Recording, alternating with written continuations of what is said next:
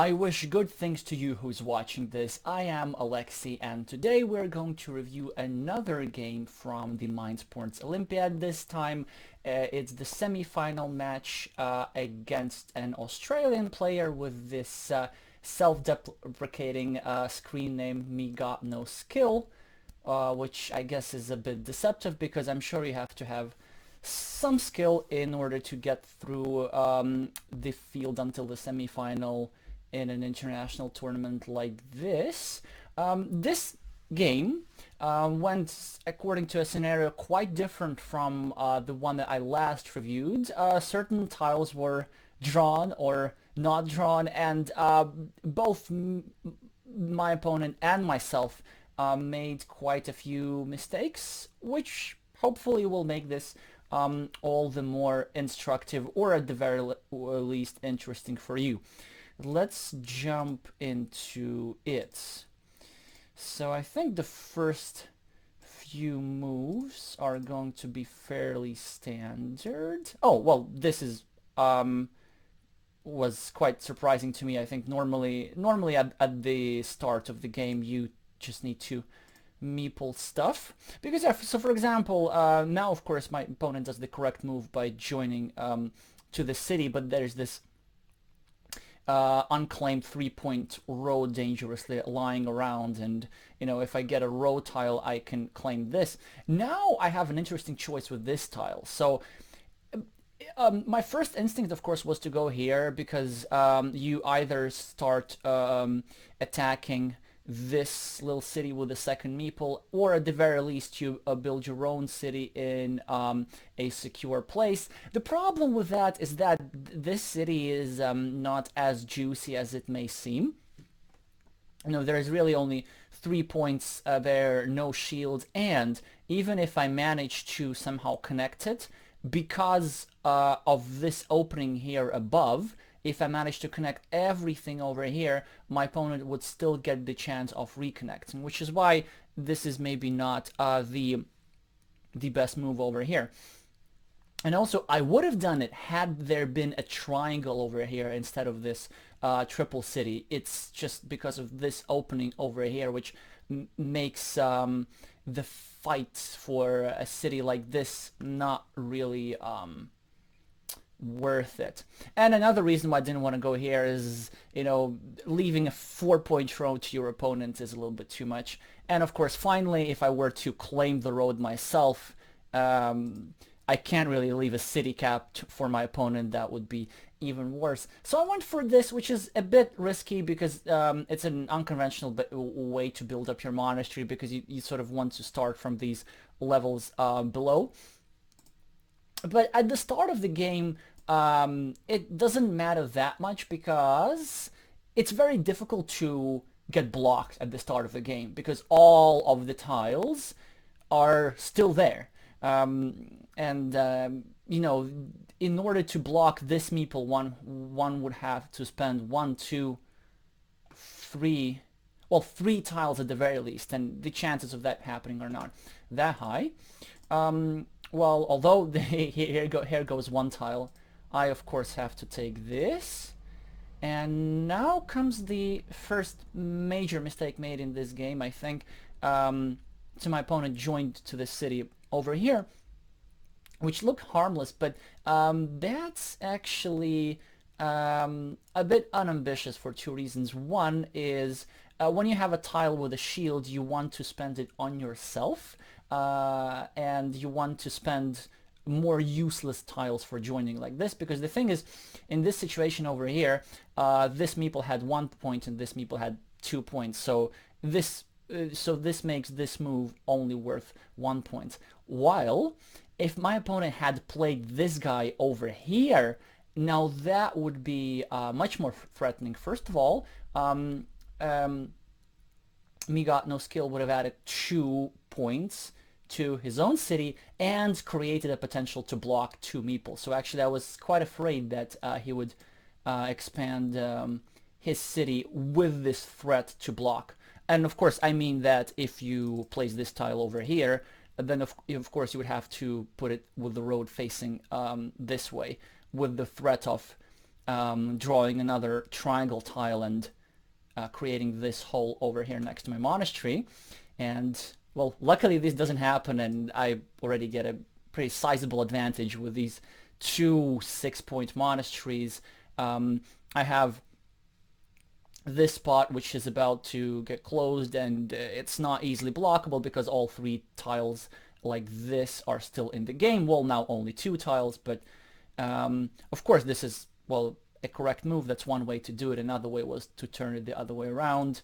I finally get relieve the pressure from this spot. I also prepare to block this meeple and gain a standard 7 to 1, 8 to 1 points advantage with this monastery versus city cap situation. And then of course, yeah, that's a good move over here, preparing to block, which led to my first maybe slightly controversial move. I'm really not sure what was the correct thing to do.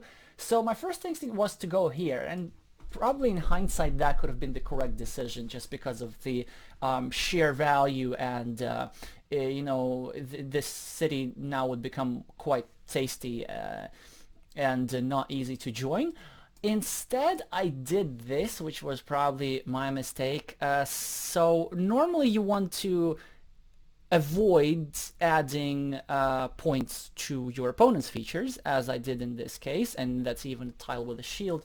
The problem, the main reason why I did that is because my opponent is threatening at the moment to start blocking my meeple over here, but it's not just blocking, it's not just the issue of blocking. So imagine if, let's say, my opponent got the same tile, or if my opponent got a city cap or something, then they just complete an 8-point city for themselves, and I just didn't want that to happen. So at the moment, if I do this and these meeples both get blocked, my opponent does get a 3 points advantage over here, but given my overall advantage on the board with these monasteries, possibly it didn't matter that much. So what I was trying to do is simply reduce some variance in this maybe seemingly dubious way. And then of course I can try, I also have this spot for attack. If I get a city tile, I can put it over here and then threaten something over here. So possibly not the worst move in the world. In hindsight, I would have probably played just this and allowed my opponent to finish this 8-point city. That would not have been the end of the world. The small bit that swayed me towards this is because this spot is a little bit more vulnerable than usual, because one of these straight lines with the city cap, well, that's the starting tile, right? And then here's the second one over here. It's already out, so there would be only 2 rather than 3 tiles to fill that hole. So that would be, what, 75 rather than 88% chance. So I'm getting less equity here. Anyway, so I did this, a move that I normally don't play, and well, we'll see quite soon what was the result. My opponent's grabbing the road. Good. I would do pretty much the same. I just keep building up my monastery. Of course, I really want to block this meeple, but I don't want to create a platform for connecting the city. And actually, the reasoning behind a move like this is it's a very good situation to have. So this spot is virtually unblockable because there's 4 monasteries left, and 2 monasteries of each kind. So it's really nice to have a spot like this. Either my opponent, if he draws the monastery, he would have to put it over here and complete my monastery, or if I draw the monastery first, then, you know, that's almost game over at this point. It's just so many points. So yeah, in such a situation, I wouldn't really want to place the curve over here. I want to keep those empty monastery-shaped spots next to my own monasteries as much as possible. This move, yeah, I wasn't quite sure about it, just adding points to me, although there's not much else to do with this tile. Although probably I would have maybe started a city over here and could have started to put some pressure on this city potentially. Maybe even this move, but with the meeple is not the end of the world as well. Because the thing is, I'm probably not going to finish the city, but I could develop it into something sizable, and also it creates another kind of blocking platform for this city over here. And now, what did I do? Yes, so again, I didn't want to block this guy. I mean, I do want to block this guy, but this spot is too dangerous so far. So what I'm doing is I'm just building building up a future monastery over here. And an alternative move would be placing the straight line over here, trying to harass this point a little bit. But because all 8 crossroads are still in the game, there wouldn't be too much value over here. Yeah, that's decent. My opponent starts an attack. Now I have several options with this tile. I could sort of protect myself and do this, but I don't really want to spend a tile with a shield on something like this. I could do something like that and then try to block myself together with the opponent if I get a triangle.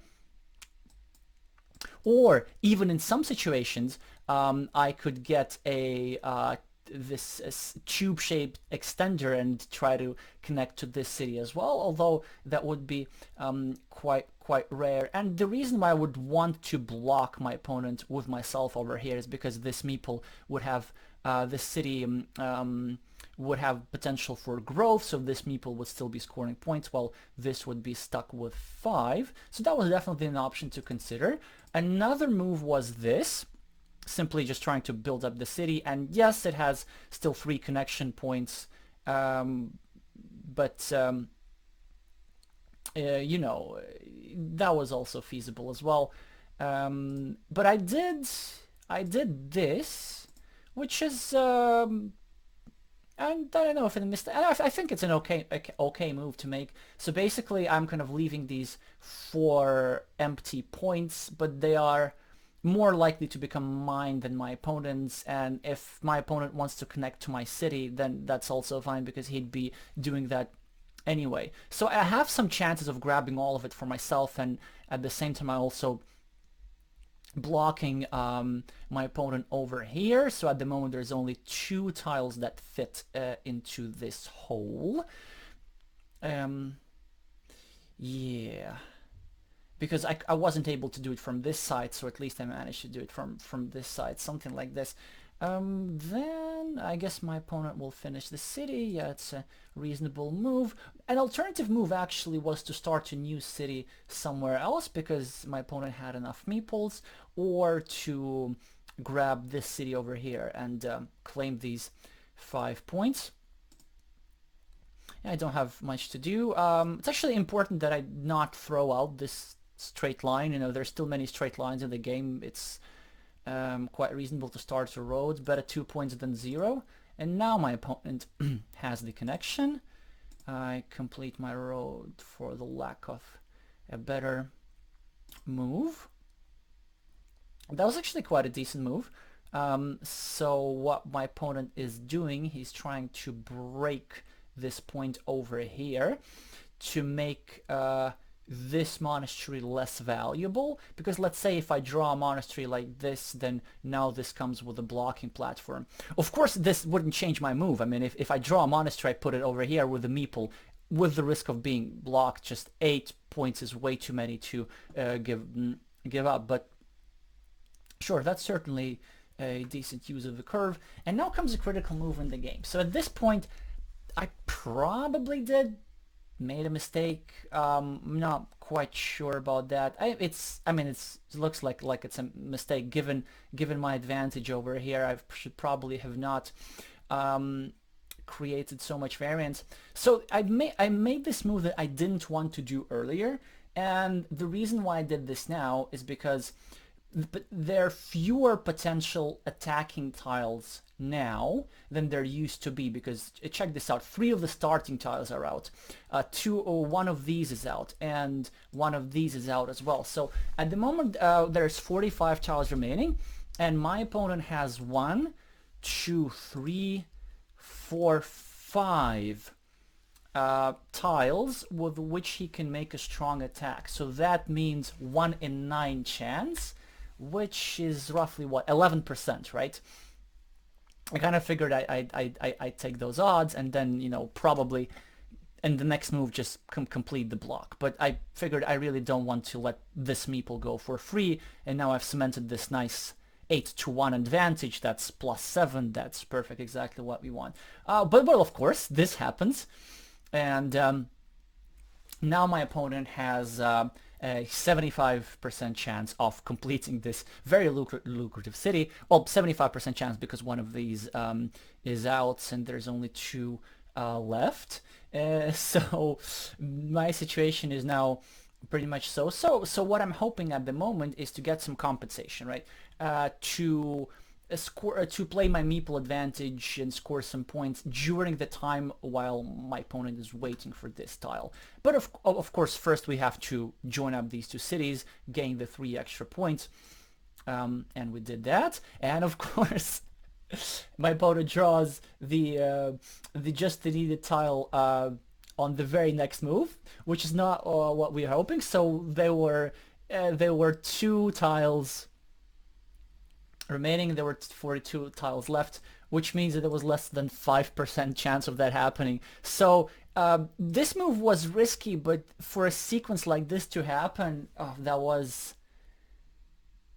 So the chances of that happening were literally less than 1%, actually. It was 0.5%, because, you know, it's 11% times 5%, so you get around 0.5%.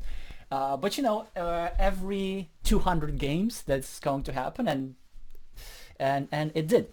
So at the moment, now we are at a massive disadvantage. And yes, my opponent grabs this road. I think this is correct. This, regardless of how vulnerable it is, it's 4 points, and, you know, you want to grab points. You don't want to leave them for me. So we're at -21 on the scoreboard. We're at +1 meeple, and well, we're at +7 over here, and we're at +3, sort of this feature versus this feature. So at the moment we are,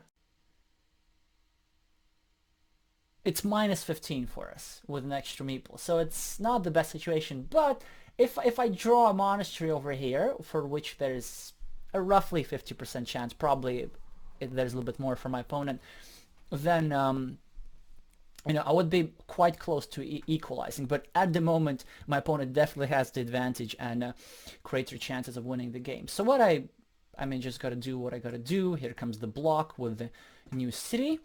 Now luckily comes the next mistake from my opponent. I mean, it's not an easy tile to play, but a move here that's pretty standard to sort of harass my city and try to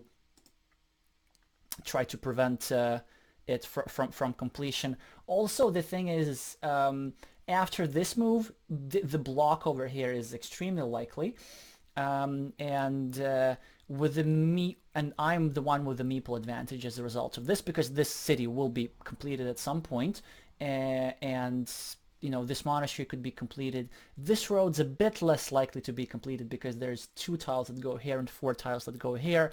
Also some blocking potential as well. So in general, what my opponent did is, with this move, he expanded this shared feature, created more connection points, made it more valuable, and if anything, I'm the one with the chances to, let's say, I'm more likely to win this one over than my opponent. Of course, here comes the block. Here comes another move. This, it's an okay move, but maybe that's a little bit too ambitious. I mean, if my opponent gets another tile like this, then I would have a very difficult situation indeed. So this actually, yeah, maybe it's not a bad move at all,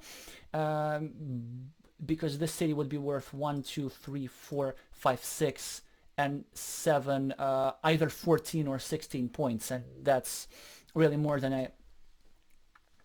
I could handle probably. But the thing is, even if my opponent draws the tile, it's likely to happen quite late because there's only 3 tiles that are suitable. Yes, technically there are 4 because there's also this one, but if my opponent uses this tile, then I'm gonna have a chance to re-attack from above, so it's not a clean connection. So yeah, even though like this is a decent move, but I would probably do something different if I were my opponent. I would just like try to play my points advantage, start a city somewhere, maybe start a city over here, harassing this guy a little bit with the disadvantage, with the of course the disadvantages of that placing this tile over here would create a potentially 12-point field, which is not ideal. But you know, you could start it anywhere. Like you could start it here or here. It doesn't matter. Another thing what this move does is it creates a blocking platform. So now what we do, of course, we have to attack this. I don't remember the odds here, but I think yeah, what were the blocking odds? Well, anyway,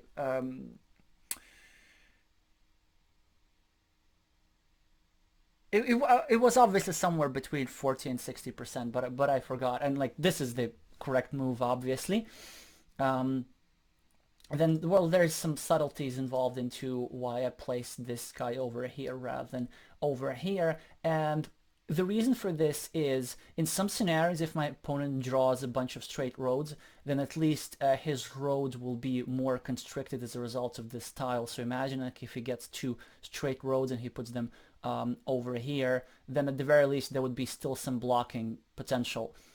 So yeah, of course this is the correct response, although my opponent would have loved to score 8 points over there, but with 1 meeple left, that would be a little bit too risky. And yes, so now we have fewer blocking tiles, which is really not ideal for us. There's only 1, 2, 3, 4, 5, there's only 4 curves left, and we really want that curve.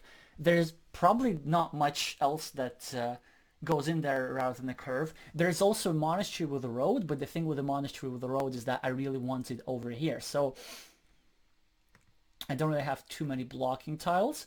And the situation is not looking good for me. So the only thing I have going is the meeple advantage. Like all I have to hope for is that this stuff comes late. This move makes sense to me.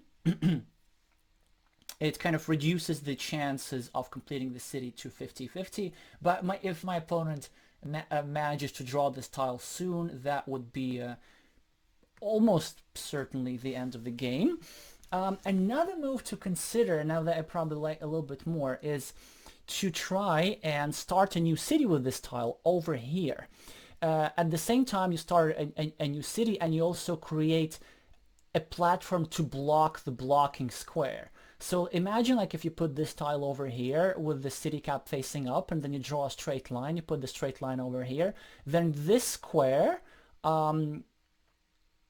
would only support a curve facing downward, so it would be impossible to block this. But you know, this is certainly reasonable, but I think there was a chance for my opponent to create more suffering for me.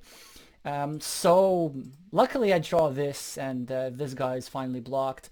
Well, of course I could have tried to connect to this city, but given my meeple advantage and the abundance of connection points here, I can do that later, and first of all try to score some points elsewhere, because I don't want to give up my meeple advantage too quickly. I want to finish this city first. I want to maybe complete this monastery first, and so on.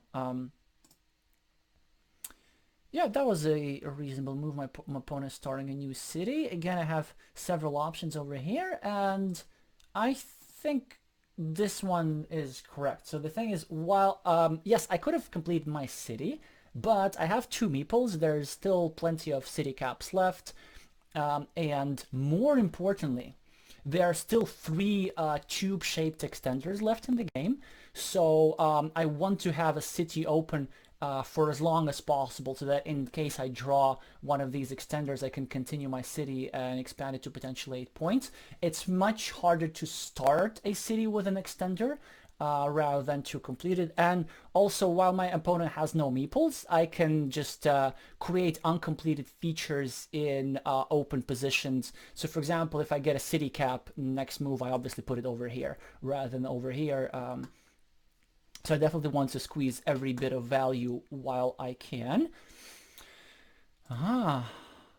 This was definitely a mistake from my opponent. Like you can't like throw out tiles. You have to do something with them. Like an obvious move would be harassing my city over here, uh, or another option was to block my monastery. Well, not to block, but constrict it to a 50-50.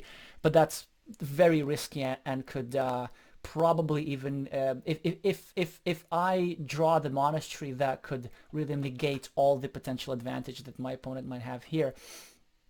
So yeah, so this was probably the correct move.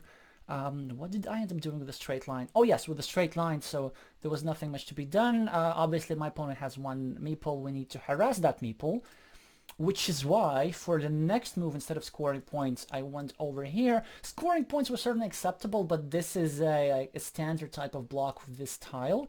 I massively limit the options over here because, as you remember, there are many of these tiles that fit the cities with the road that are already out. There's only 3 of these guys left, and there's 0 of these guys left, and there's 0 of these guys left. There's 2 of these guys left. So basically, yes, 2 of these, no, 1 of these guys left. So at the moment, really, my opponent has like a 3% chance of finishing his city on the next move, and only like really not a lot of chances to finish to complete his city. And while this cap faces over here, this means that if I draw a city cap myself, I can claim the 4 points and then create a blocking platform. And also, as we know, because these 4 tiles are out, then this would, if I complete the city over here, this would create a platform for blocking this meeple completely. So, oh, by the way, with this tile over here, it is sometimes it is often justified to sacrifice some points and use it for blocking this manner. And there's 2 other games that I'm going to share later this month. One from the final of the World Team Carcassonne Online Championship, where Takafumi Mochiduki did something spectacular with this tile, and one from my own game from the same tournament with a similar pattern. This actually happens to be my the overall favorite tile in the game, because there's so much things you can do with it. And as you see, so turns out it was justified. Now my opponent would have gotten his meeple back. And he does the correct move and just trying to close down some features so that I don't get to take them. That's normally what you do without meeples. You try to retrieve your own meeple, at the same time eliminate point scoring potential. Yep, so of course we want to score points ourselves. Again, so my opponent draws one of the tiles that can continue the city. It's important that I immediately thwart the potential of completing this city. So at the moment there's only 1 tile with which my opponent can complete his city. It's a divider like this, and that would also give me some compensation, because there's some scenarios how I can use this meeple to connect to this city, or simply have a 6-point city with a city cap. So at the moment there's only 1 tile that's fits over here, 1 tile that fits over here. So it gives us kind of a roughly 10% chance each move that my opponent can retrieve a meeple. So this means that I like the expected length of me having of my opponent having no meeples is what, about 10 more tiles, which is about 5 more moves. I think if I got it right. Yeah. So it's 10%, you know, then on average my opponent would need uh, well, it's a little bit more complicated than that, but yes. Anyway, never mind, never mind, never mind. This move, I guess you can play that. I normally try to avoid that because there's still triangles in the game, and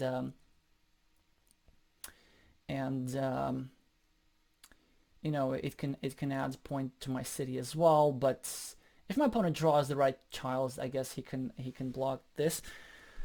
What what I would have done instead, hard to say. Maybe I would have just placed this tile over here to make sure that this monastery, that this spot is potentially blocked. So if I get a monastery, then I can't score 9 points for it and get my meeple back.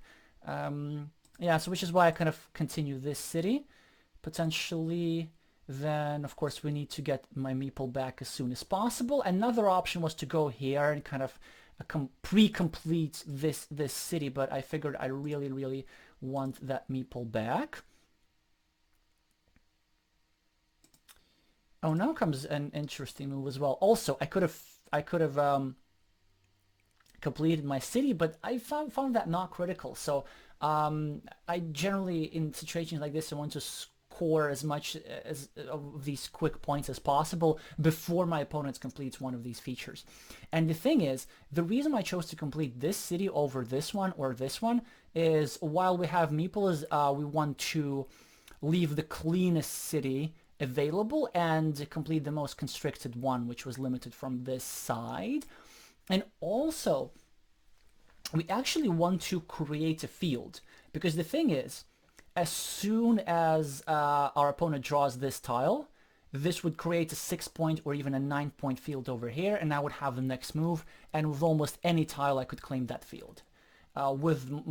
Because my opponent would not only give 2 meeples to himself back, but he also would give me this meeple back, and I could use that to gain the compensation for this. So that was really like the purpose of all my last 10 moves, is assume that my opponent is going to get this tile eventually and just grab as much compensation as possible.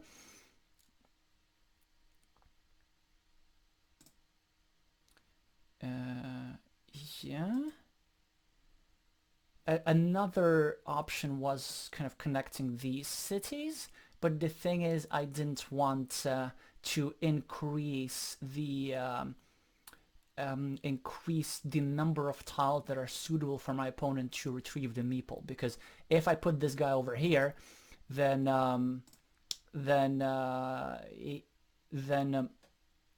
not only a divider, but pretty much any city cap would go over here, of which there's a couple still left, and you know, that's not something that we want to happen. And you know, now I still have odds of completing the city. If I manage to complete this city, it will be almost as big as this one, and that will be really sufficient compensation. So we get this curve, and this move has dual purpose. One, it's to try and block this connection, not so much block, but just make sure that a divider doesn't fit there any longer, and at the same time it creates a road for which I can score quick points if I get a tile that fits. Okay, finally I get one of my tiles that I really wanted. It's the monastery. By the way, this is an interesting situation, is that my opponent was the first one to draw the monastery like this, so he kind of won the coin flip, but because I created this threat over here, he had to use the monastery over here, and I got the chance to score this bit myself. And so this is something that you also have to bear in mind when you try to attack cities like this, is not only how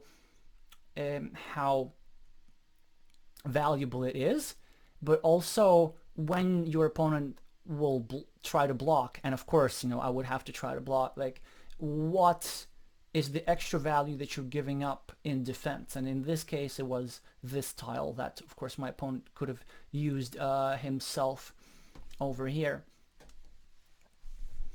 All right, well, we get a bit lucky. Yeah. Oh, so my opponent completed this city, which I guess was fine, but it's problematic because it creates a 6-point field. Um, but at the same time, it's uh, you know, my opponent didn't want to leave the city cap for me, which is understandable. I just keep grabbing stuff, and I think at this point, if my opponent draws this tile and completes the city, I can still win, because this 9-point field almost compensates for this 16-point city. Well, there would have been a 16-point city. That's only -7, but for this -7, I easily have, like, the 7 points I have over here. This is roughly equal to these two roads.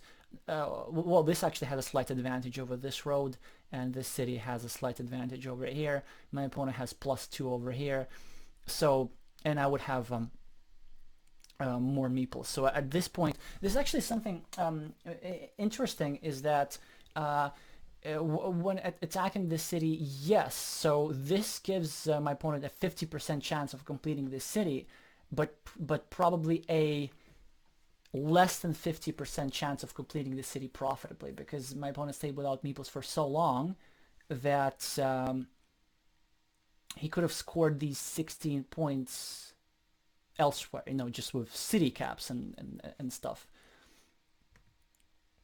Yeah, well, my opponent does the correct thing, because I was about to play over here, which would give me even more points.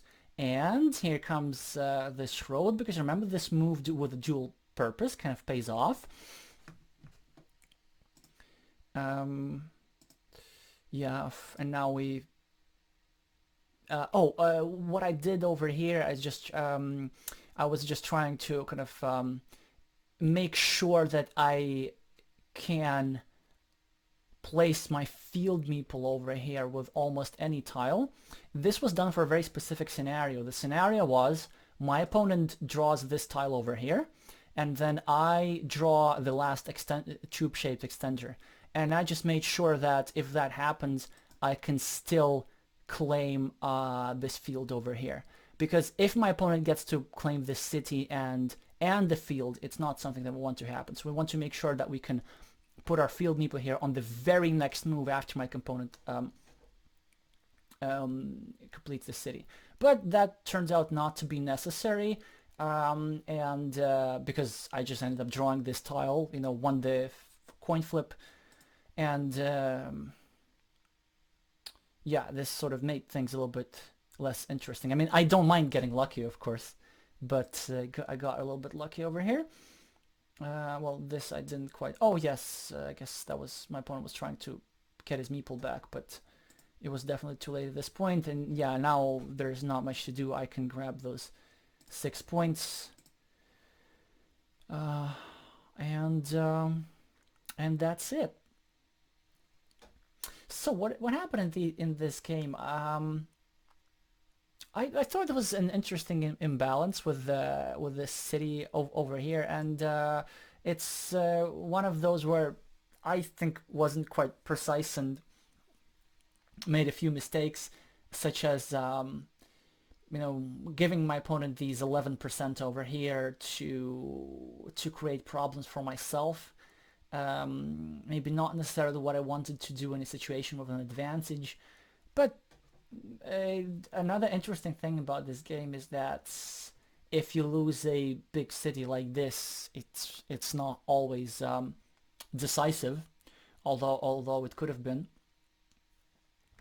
And yeah, also got a few luckier tiles towards the end, and that helped. So that's the game. Let me know what you think, especially about this move over here. Would you have played this? And if not, how would you use this curve over here? And do recommend more games for review, ask questions and stuff. I have 2 more games coming up in the next few days, requested by you from the Mind Sports Olympiad in the pipeline. So stay tuned, subscribe and stuff. There's going to be a lot more Carcassonne content coming up on these channels. Thank you so much for watching, and I'll see you soon.